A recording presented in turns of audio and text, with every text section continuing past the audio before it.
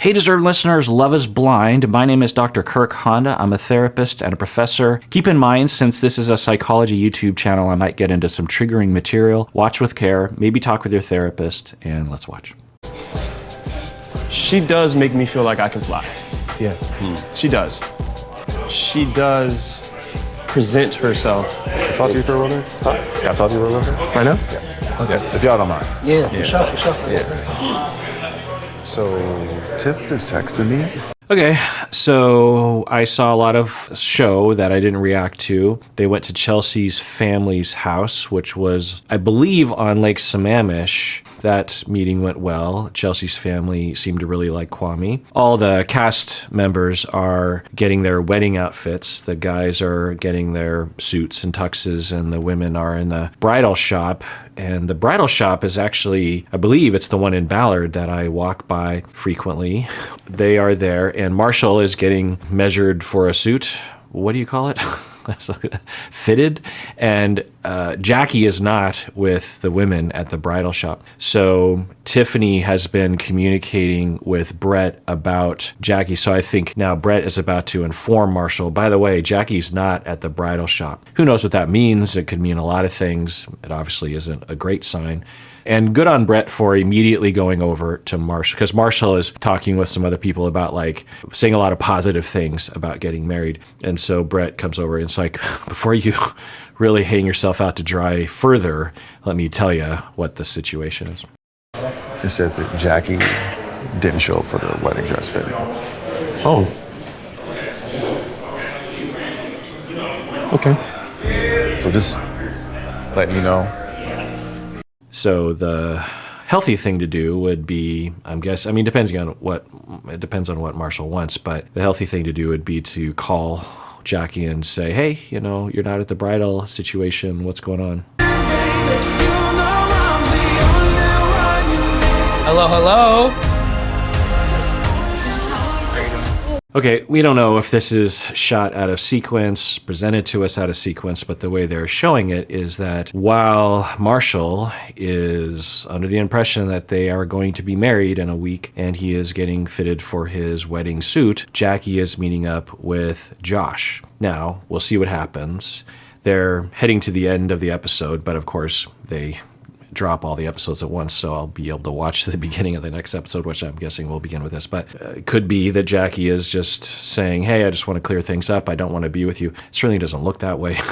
I think he believes, at the very least, that there's a possibility, or I don't know. So if that's true, and I'll reserve judgment until we get some data, but if this is true, then this is infidelity. You should break up with someone before you do things like this. It'd be fine if Jackie was like, you know what, Marshall, I think I should end it.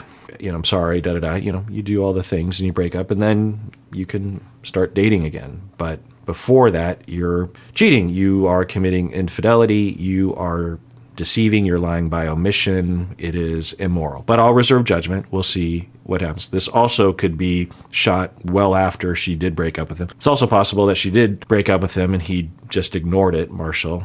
I don't know. I doubt that, but could be. So we'll see what happens. You got me flowers. Flowers, That's I so got. sweet. Oh my gosh, that's so nice. I'm a romantic brother. You feel me? Wow. I wanna apologize first and foremost. I'm only human. I'm so nervous to finally meet you. Okay, so I think he's apologizing for his behavior at the party. I don't know what he's apologizing for. I doubt we'll get a clarification on that, because usually people in life and on this show will apologize in a very brief manner. They'll say, I apologize for the other night. Sometimes that's enough to communicate.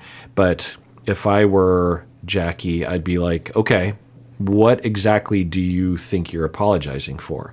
And this is important to think about for yourself. When you're apologizing, you want to clarify that from the beginning. And sometimes you might have to ask someone. It's like, so I think I committed a transgression against you yesterday, but I'm not sure. So do you feel transgressed upon that I did this and that? Do you feel hurt or bothered that I did this and that? Or I feel like I did this, but was there anything else I did? It's an important step in the apology process, because if you just forge ahead with an apology and you're missing the mark, then you're missing the mark. You might even be apologizing for something that the other person doesn't feel like you need to apologize for. So there can be that.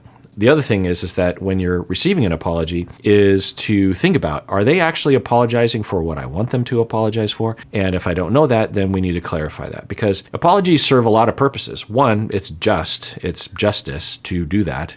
It sets the record straight, right? Also, it clarifies what each person's needs are. Also, it sets up an expectation of what sort of things need to be accounted for and what sort of behaviors are okay, what sort of behaviors are triggering to another person. So it's an important moment, an important series of moments, series of statements and clarifications that you can have with each other, particularly in a situation like this, that can really build a better future. And if you just apologize, that's fine. That expresses that you care and that you recognize it, but it might not exactly set you up for change in the future. I'm so nervous to finally meet you. I should have said more, but I should have said it in a better way. Okay, his demeanor is very different. We have not seen this side of Josh at all. We saw very little of him in the pods. He was seemingly kind of shut down, and they didn't really give us much footage of that. Then we only saw him at the party, and at the party he was problematic, as I've already talked about. And here he seems to be talking in a much more relatable way. He's saying he was nervous, which we could understand. And he said, I should have said things that were different. Let's see what else happens here. It makes me nervous how much I really care about you. Losing you is my biggest regret. I do love you.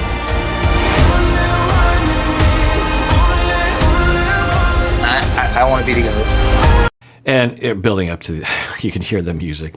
And so we're going to have to wait for the next episode, which of course is already posted. But yeah, unless she ends this with like, okay, well, thanks, good to know. I can't really talk anymore because I have to talk with Marshall. Anything other than that, then this is just not okay. It's deceptive. It's not respecting someone else's feelings. There'd be nothing wrong if she wants to be with Josh or explore that, but you have to break up with someone or tell them at the very least. You know, there's a middle ground there, but honesty, right? It's like, so I'm thinking about meeting up with Josh. I don't necessarily want to break up with you, but if that's a deal breaker for you, I don't know. I just want to explore that. And maybe if I find that we're not really compatible, then, you know, maybe you and I can explore it. Now, of course, for the two of them, they'd probably be like, we shouldn't get married in a few days. We should wait off on that. You know, there's a lot of opportunities for flexibility there, or getting what she wants, or talking about what she needs, instead of just going behind someone's back, especially seemingly while he's literally being fitted for a suit to get married to her. Now, I will hold out for the possibility that they had a conversation away from the cameras that they were not going to get married, and she knows, well, he knows that we're done. So this isn't really infidelity. But given the fact that I can't talk about that in front of the cameras because of contract reasons or whatever, it will look like infidelity. You know, I don't know. There's a possibility that that happened, but it's not being presented that way anyway. I saw you. I should have told you how I felt. Yeah. I haven't talked to Josh since Chelsea's party. That was the first time seeing him physically, and I was immediately attracted to Josh. Seeing you, first I didn't even see you. I heard your voice. And your voice is so distinctive, like This is so hard to watch. Again, it'd be fine if she broke up with Marshall. It's, you know, similar to Zach and Irina. They broke up and Zach hung out with Bliss. You do that. You don't in the middle of a relationship, in the middle of an engaged relationship. Now, again, I'd like to believe that she at least thinks that Marshall knows that they're broken up, or they had a talk behind the scenes. But if not, then this is hard to watch. This is similar to watching Kwame and Micah flirt right in front of Paul and Chelsea while they're engaged. It's okay to be ambivalent about a relationship, but you break up first. got so used to it that I instantly knew it was you, because I went back to the pause and like all the hairs on my body like stood up. Like my nipple got hard and I was like, oh, that's Josh. What? What? And I was like, that's Josh. And then like you came up to me and we had, you know. Yeah, and this is why the model of the show, the way that the experiment is carried out, carries a huge risk with it, which is that you don't know who is going to make you do this until you see them in person, and you don't know who's going to make you do this. So when she saw, she clearly really liked Josh and Marshall, and when she was in person with both of them, then it was a very different attraction, a very different set of feelings that she would have. And so with Marshall, she doesn't want to be with him, and with Josh, she wants to at least try it out, it seems like, maybe. But again, just break up with Marshall. Just take the time. Even if you have to say to Josh, there's no emergency, right? Like, other than the wedding is impending, but you could definitely tell Josh, look, I definitely want to talk with you about maybe being in a relationship, but I have some stuff I have to take care of.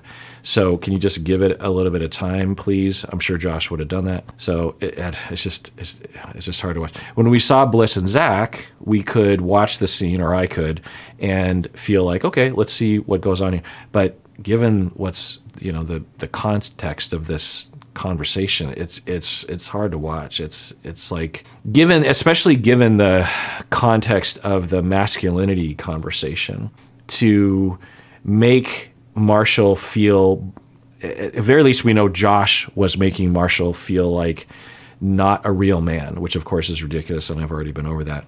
To feel like he's weak and he's emotional like a woman would be, and all that kind of thing.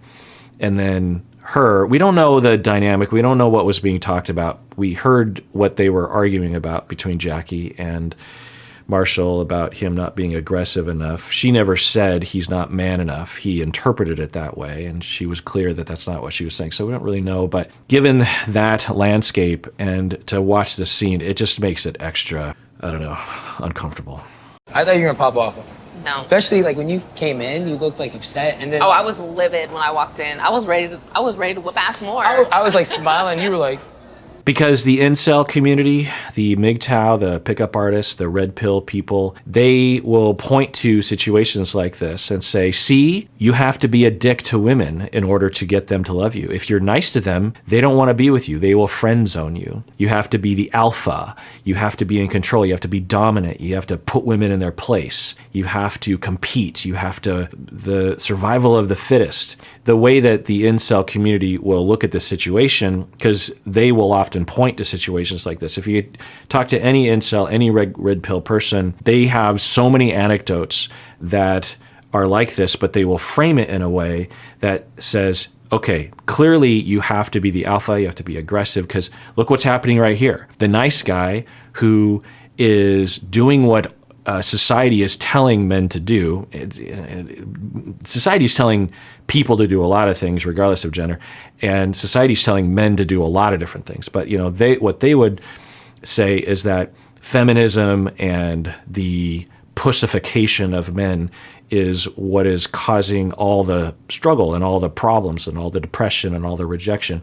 Meanwhile, all the chads and the alphas and the dicks are getting all the ladies, because from their perspective as incel red pill people, often the road to that place is they were rejected or they were socially awkward and were very sad, were very hurt. There's a lot of grief. There's a lot of demoralization, maybe even suicidality. They go to the internet and they're fed this misogynistic, anti-feminist point of view. And it makes sense to them, not only because it validates them and it provides them with an enemy, with something to attack, but it also slots very neatly into another set of messages that they've been given subtly throughout their life, which is that men are better and dominance is the right way to go and toxic masculinity is the preferred. So there's a lot of these stories, and so they would look at this and say, see, that's what you have to do.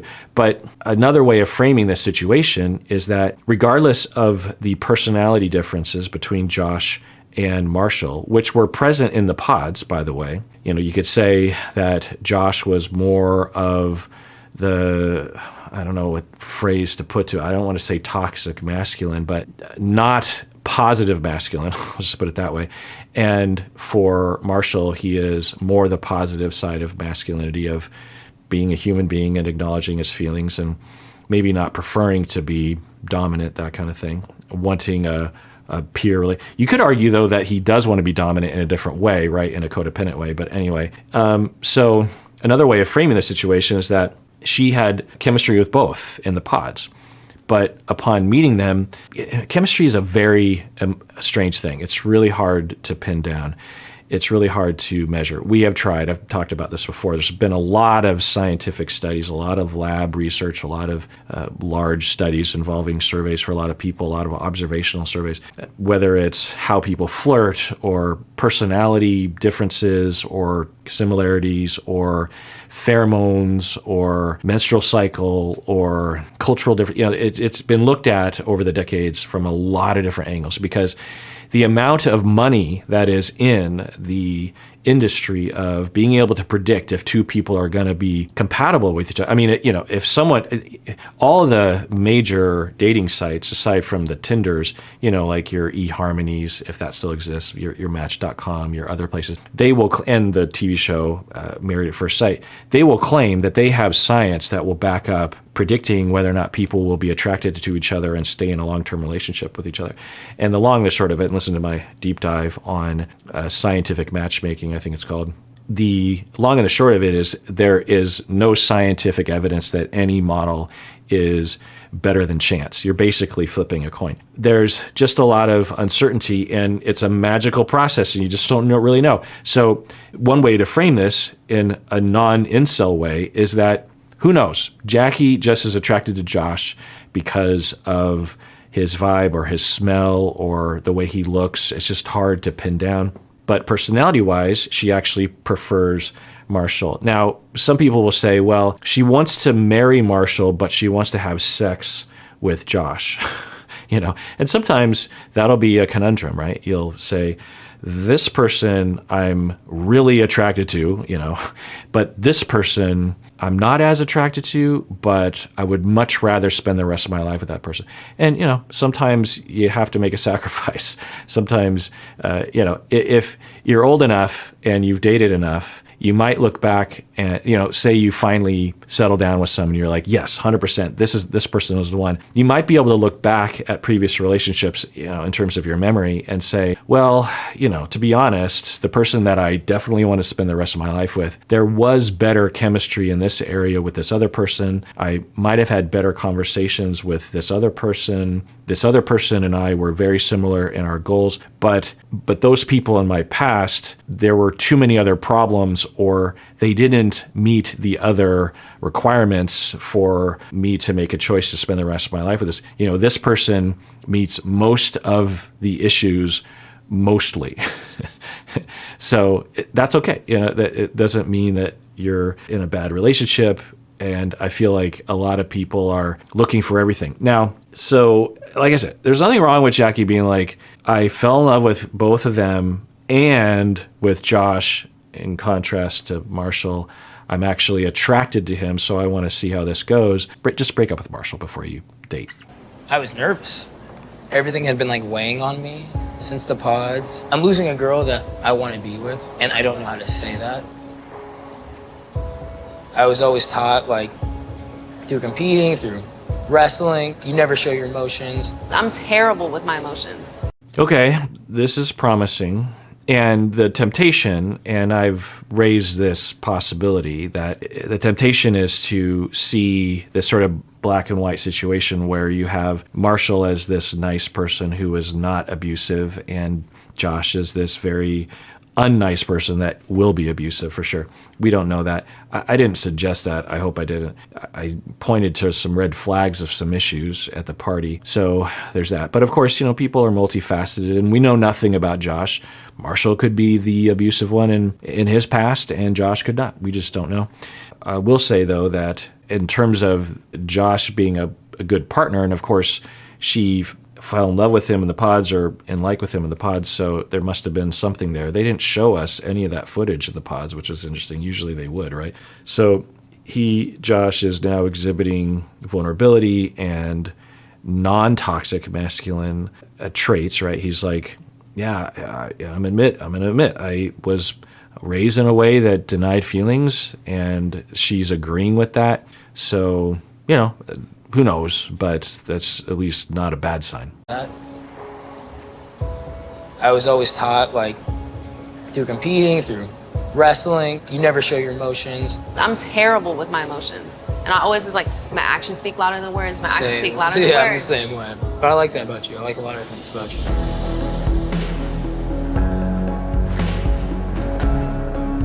And that can work in what she's saying. She's saying, my actions speak louder than my words. I'm not good with talking about my emotions. That can work. It is a matter of compatibility. It's a matter of understanding each other. And sometimes I'll work with couples. I might have a couple in my office where one person, like, let's just think of Jackie and Marshall in this way, where Marshall is very comfortable talking about his feelings and she is not. And it doesn't necessarily mean, now, of course, for me, in my culture and my way, I would be biased towards Marshall's way of being. And so I would be at risk of pressuring someone like Jackie to be more like Marshall and be more like me. But I have to keep that in check and know that there are other ways of being functional. It makes it harder because actions don't necessarily speak what you're wanting it to speak, or they won't be interpreted in the way that you're hoping that they get interpreted. Now, of course, the opposite is you might have a lot of good words for emotions, but you don't actually show that you are feeling those emotions. You know, you say you love someone or you're dedicated, but you don't actually demonstrate that. There's a lot of evidence to the contrary through your actions, right?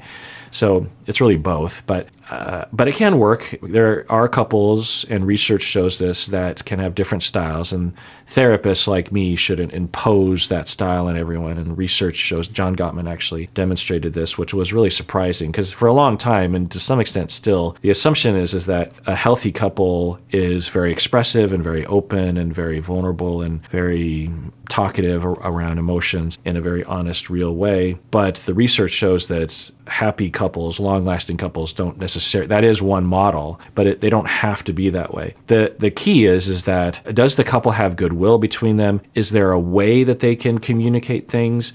Is there a way that they manage their hurt and fears around each other? Is there a way that they manage their resentment or the possibility of contempt building? Is there stonewalling? Is there defensiveness?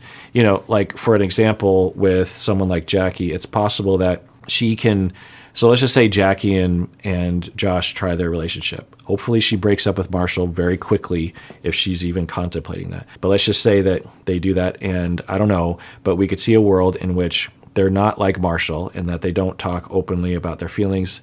They don't attend to each other's vulnerability. They don't express it very often, but they do show each other that they care. You know, say, for example, Josh is working too much and Jackie starts to feel upset about that. And in the Marshall way, Marshall would say, hey, I feel like you're distant or you're working too much. I feel sad about that. That's the way that I would prefer to talk about it. That's the way I tend to recommend people, but it doesn't necessarily have to be that way. And Jackie's hurt and she's worried. And so she doesn't verbally say it, but she does communicate it some way. Like she might say, hey, you know, we should go on a vacation. You know, it's been a while since we've, you know, had a good vacation together. Okay, so that's not very direct, but it could be received in the way that she might be hoping. He might hear that and know, oh, I bet you I've been working too much. And then they never talk about it, and he will correct it, you know, change his behavior, say, okay, yeah, I think she's feeling, you know, like he might go to his friends and say, yeah, you know, my wife is, or my girlfriend is getting on me about going on a vacation. I think it's because I'm working too much and she's lonely, and so I gotta take some time off work or something like that. You know, you can imagine someone saying that, and it was never communicated directly. And then he changes his behavior and she is satisfied with that, but they never explicitly talked about it. That can work. It's harder, and there's so much more risk because there's a huge risk of misunderstanding or miscommunication or not even really knowing what the other person wants. For example, when I work with couples like this, if Jackie's, you know, the person in Jackie's shoes says that, it's just like, hey, we haven't been on vacation in a while. It's possible that she's literally just randomly saying that and he misinterprets that. He cuts back at work and immediately maybe even says, well, she's not really asking for for a vacation. She wants a date night, or she wants to have sex, or she wants to have more time with me. She wants me to cut back at work. He cuts back at work and he misses some opportunities at work. And then she indicates some other complaint that she has. And he's like, well, wait, you said that one thing that one time and I cut back at work, and that's some serious bullcrap because that. And she's like, huh? I just randomly said that I wanted to go on vacation. Why did you cut back? I wasn't asking. So unless you're explicit, there's a huge risk of misunderstanding each other. But some couples have a really effective way of communicating that way and taking care of each other. I would say that that style of relationship depends on both people being more on the secure attachment style, where they can regulate their emotions and seek support from outside the relationship and reassure themselves. Because if there's any ambiguity and you tend to be on the insecure attachment end of things, then the distortions and the terror and the schemas start to run wild because there's no pushback on that from the other person. There's too many question marks. Maybe they're in that category. Maybe Josh is a really wonderful partner and has a really warm side to him. I'm starting to see that a little bit. There's evidence of that. Or maybe this is a disaster just waiting to happen. I can't tell.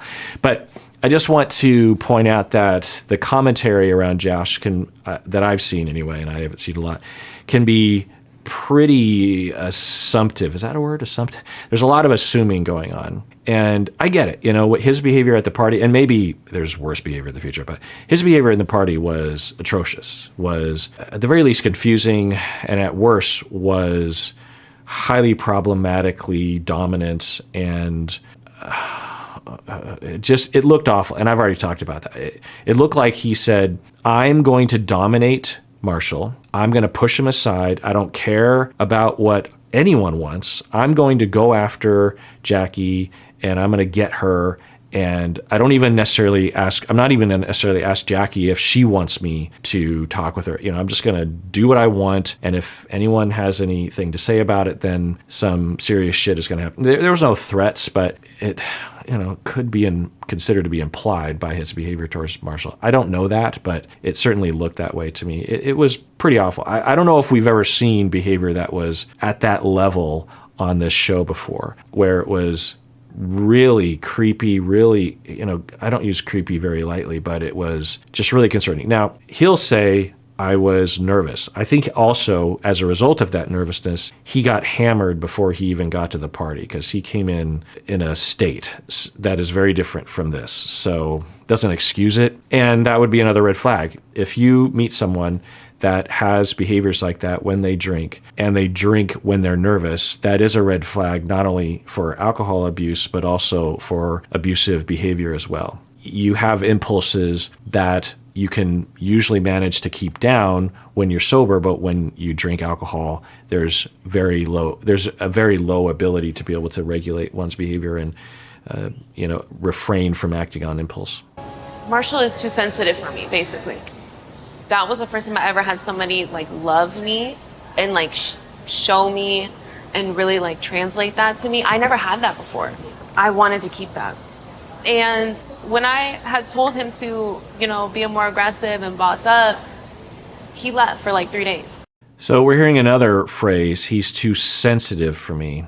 I just don't know what that means. It could mean some really problematic things, not only about Marshall, saying that about Marshall, but also for Jackie. Because on one end, and that very problematic end, she's like, I'm not used to people being non-abusive and dominant.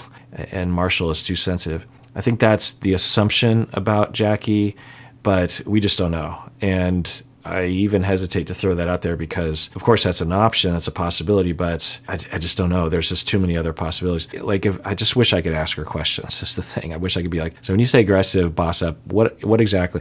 Yeah, and Marshall did ask for examples because that would flesh it out. If she said something like, well, by aggressive, I mean, when it's nighttime and we might have sex, I want you to initiate. I want you to say, hey, baby, let's do it. And I want you to come up and hug me and maybe kiss me in a hard way. And I want you to get a little handsy with me. And I want you to really try, and that's what turns me on. Okay, so that's specific. Or is she saying, I want you to not have feelings. I want you to just tell me what's up. I want you to not ask me what I want. I don't want you to make dinner for me or get me a glass of water. I want you to kind of ignore me, or, I don't know. There's just so many different possibilities is what she means by that. And we're not getting any more data. She just said he's too sensitive. She said, I wanted him to be more aggressive and boss up, and then he walked out. So, we might never be satisfied with clarification on that, because it just could mean too many things. And I keep hammering on this because not only for them, because I just feel like I want to protect people on these shows from the assumptions that people make about the very little information that is presented to us on the show. And maybe I'm guilty of that at times, which isn't good. But the other thing is I want to put out there that when you run into this in real life, whether it's about you or about someone else, and particularly if you're a therapist, because I see this as well, that you just have to realize that people are very complicated, very multifaceted. They have a rich story, and we cannot assume much or maybe anything based on very little information, particularly if it seems to fit very neatly into a cultural category. There's more awareness, which is great, about the syndromes involved in abusive relationships, much more so in the past. It's a result of this constant pressure from people in my field and other fields trying to raise awareness about domestic violence, intimate partner violence, dominance, control, abuse. And so today, in 2023, you have a lot of people that are much more aware, but they're not very aware. They're just kind of aware. Maybe they're very aware, but they have a very limited experience with knowing all the different signs and all the different manifestations. And so when they hear it, they're just like, oh, that must be that. It's sort of like sometimes people that are not from the United States and haven't spent much time in the United States, they consume a lot of news. And if you consume a lot of particular news from outside the United States, you would think that Americans are just running around with guns killing everyone. I've heard that from people not from the United States. They'll be like, I don't want to go to the United States because I don't want to get shot. And I'll be like, what? You're not, I mean, I suppose there's a chance, maybe a greater chance than if you're in the country that you're in, but the chances of you being shot are just so slim. Does it happen? Yes, but the chances are so slim. So it's that kind of thing. It's like, you know a little bit about something, but you don't know enough to contextualize it. I guess that's the way to put it. So as an expert with intimate partner violence, someone who has treated both perpetrators who have been mandated into treatment, I was a therapist, a psychology individual, a psychotherapy individual. The individuals were convicted of a crime of domestic violence and were sentenced to mandated domestic violence treatment. And so they went to the agency that I was working at the time, and there were one or two domestic violence professionals that would work them through individual and group therapy. They would also work with the victims, and they would report to the courts. It was a very rigid process that,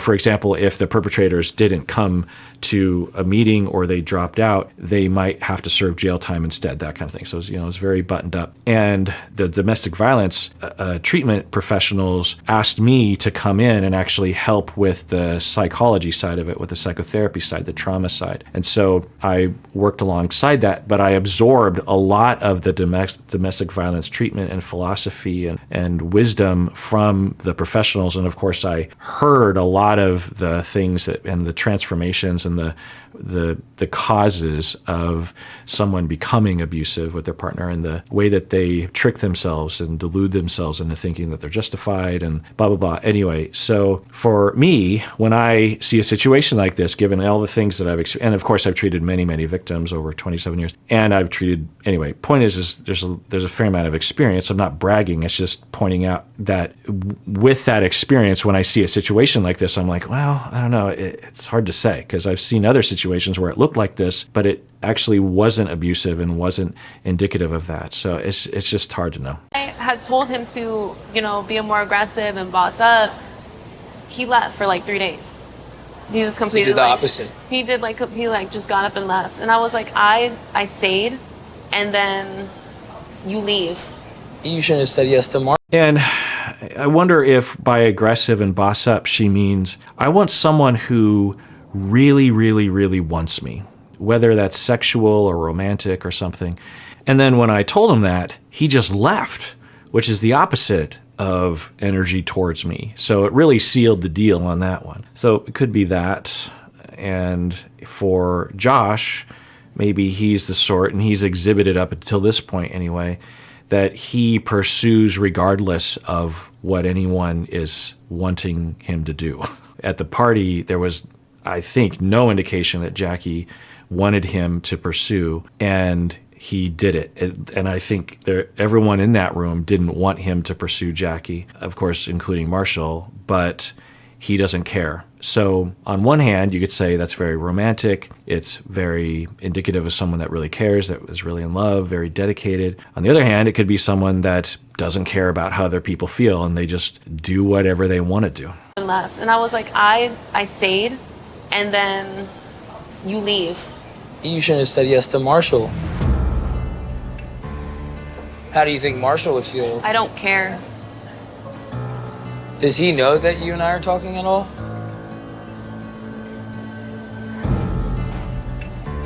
I robbed myself. I don't know what Josh was asking or why. I was hoping that Josh would say, wait, Marshall doesn't know that you're here with me? You got to tell him. You can't do that. That's not okay to him. I'm glad that you're here, but you got to break it off with Marshall before you and I are talking, or at least tell him that you're here with me. I don't feel good about this. But he didn't do that. He was just asking. Hard to know exactly what he was communicating there. You see yourself marrying me? I could, but the legal marriage part is scary to me. If you want marriage anytime soon, I can't give that to you. But I'm willing to be with you and see where things go. Yeah, okay, just tell Marshall.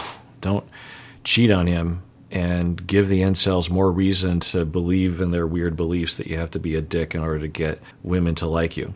Anyway, so she is saying that she doesn't want to get married right away. I think that she might be commenting on the question mark as to whether or not they should now rush to the altar on the show. I think she's saying, I don't want to do that, which is wise in a lot of ways. And so, you know, that's good because I think they're just a few days away, maybe a week away from the altar. And I'm willing to, you know, just try. What is waiting for us? Yeah, let's do it. It's a brave world. We're facing this together now. It's our turn to make it what we want. All right, well, if you didn't know, we have an audio podcast where you can subscribe to the audio podcast on your phone. We go into other kinds of topics beyond reality TV, much more clinical topics, answering your questions, deep dives on various different things. Episodes about public figures. We did an episode last month about Casey Anthony, finally. For 14 years, people have been asking me to do an episode on that. So we did a couple on that. And yeah, so please take care of yourself. Please, please really take care of yourself because you really deserve it. You really, I don't know why I'm stuttering so much.